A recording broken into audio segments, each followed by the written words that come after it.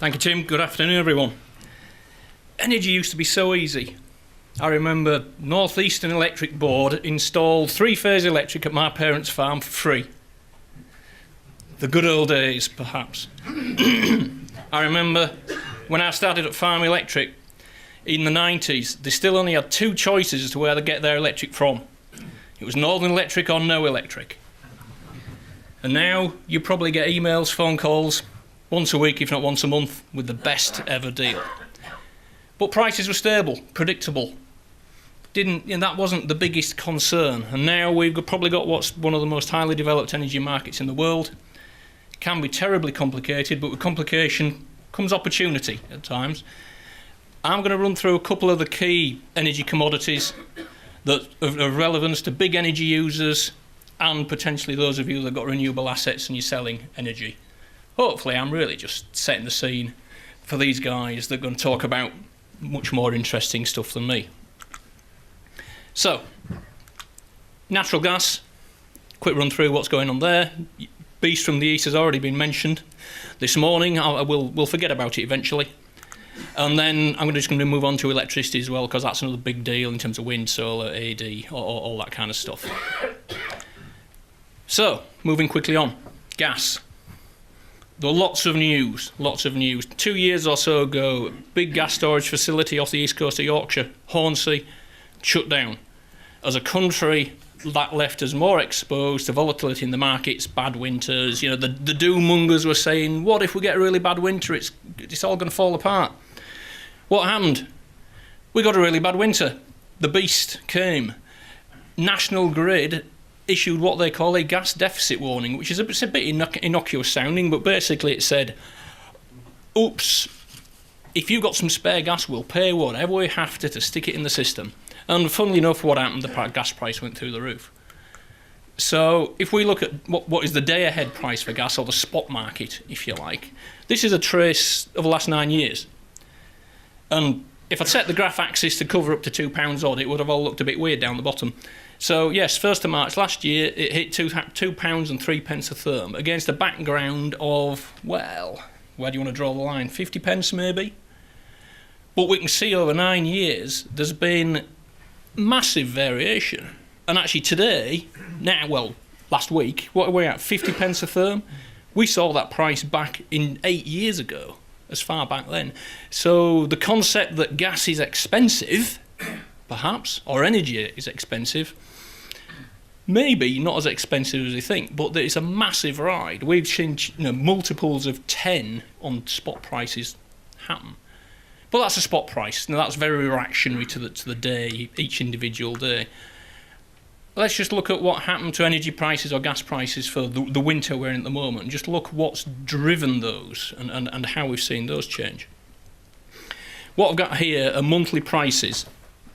November 18 through to March 19. That's what in the world of gas, that is winter 18. We started off last year, steady away, 60p. The beast from the east hadn't really had much of an effect. This was driven by the price of oil, Far East sucking up as much liquefied natural gas as was kicking around, and the traders getting winter worries, thinking, oh, what if we get another beast? The beast from the west, or whatever it might have been. And we hit a max in October time of about 80 pence, and that would, historically, that's a pretty depressing number if you're a buyer, a user of gas. If you've got a gas to grid AD, well, happy days. I don't know whether anybody with a gas to grid AD here, if there is anyone, chose to sell at that very peak. If you did, tell me how you did it. Since then, everything's calmed down. Lots of LNG has poured into the country, and here and now for March we're sitting at 50p. It hasn't been that cheap for 12 months.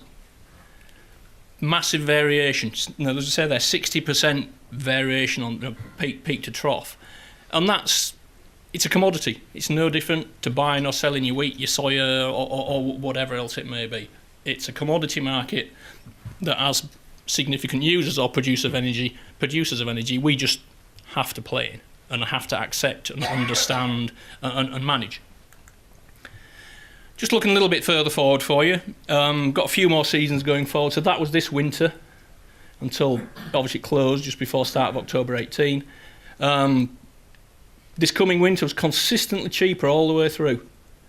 Summer prices, again, this summer, consistently more expensive than the next, until actually they've just narrowed up here. But again, significant variation peak to trough. And the question may be, how do you, if you are there with business as a significant cost, how do you manage that? How do you work with that? Or similarly, if that's an income stream to you, how important that is, that volatility to you, can you manage it? Moving quickly on. First of all, a bit of good news.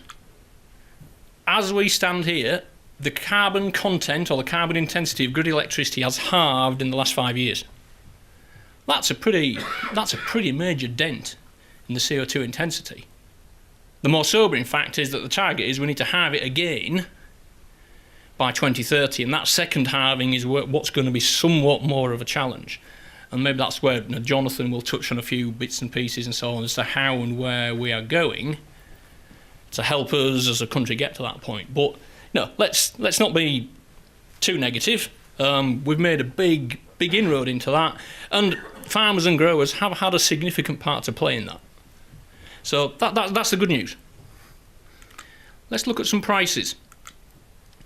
But before we do, this graph shows where electricity came from, the different sources, in the middle of June last year.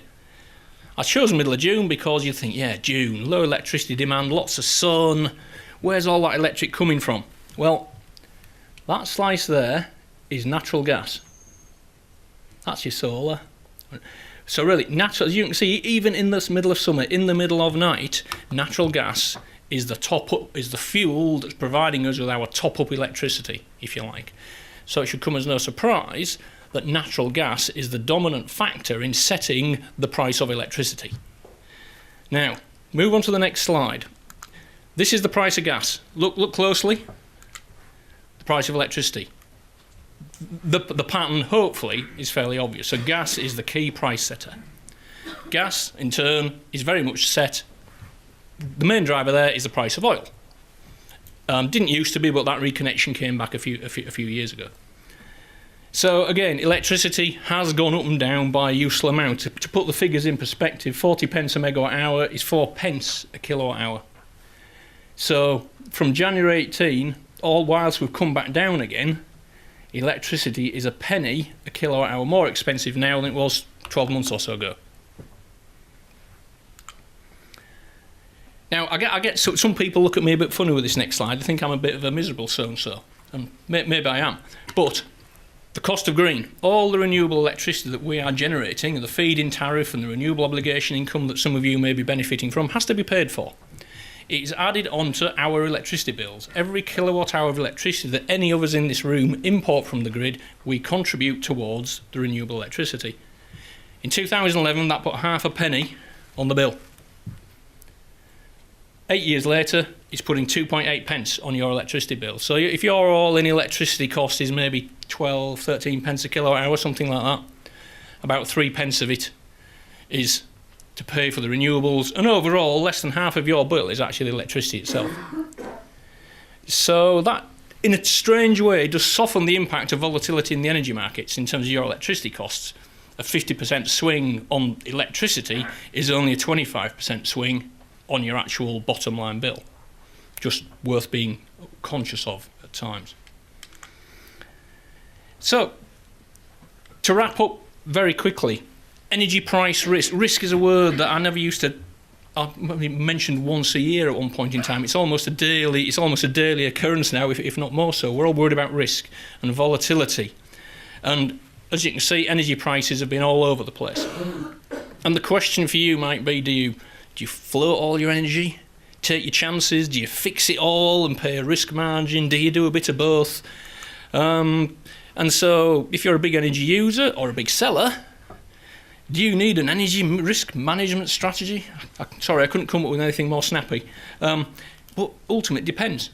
Depends on you and your business, your borrowings, where your costs lie. Are there any natural offsets and the like? So the answer might be yes, but it isn't by any means an automatic, absolute have to. And then the question is, will prices go up or down? Well, energy markets are currently saying that energy alone will be a bit cheaper going forwards to this coming winter and next summer.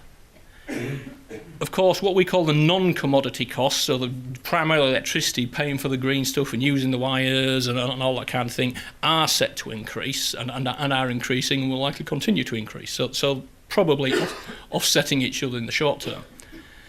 And then maybe something you were hoping for was, right, where are they going to go next? Well, I'm afraid I haven't got one of these. And if I did, and I really knew what the prices were going to do, I wouldn't be here. I'd have made my fortune on the commodity markets, and I'd be sunning myself somewhere nice, or skiing, or what have you. So that's just a very quick run through where the energy markets are at. I've just got a short video just of a client of ours, Vitacrest Herbs, who are a significant glasshouse producer. Energy cost to them is a big deal, and it just gives you a flavour as to how they're thinking and how some of the work that we do with them works out. We're growing about 20 million pot herbs a year, supplying that to the UK retail multiples. Growing about 15 varieties of herbs, and we use supplementary lighting in the winter months to make sure we've got a crop all the year round.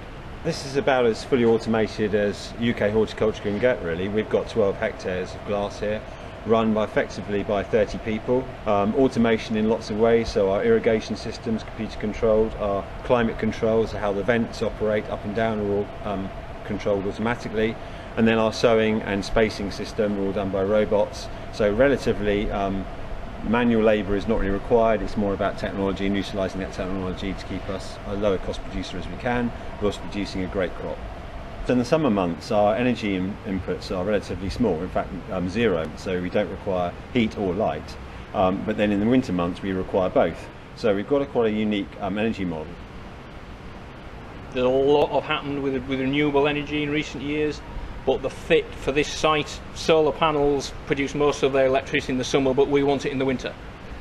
So we were looking for an on-demand electricity source that we can turn on and off in the middle of winter, which is what ultimately led us to a significant investment by Vitacrest Herbs in natural gas CHP. And we've ended up with a result we think we're both happy with. We're 2 years in, this is the second winter now, and happy with the results the CHP engines are generating for us. And the end result that's turned out, I think, is around about 10% better on the business case than we forecast. So that's a comfortable place to be.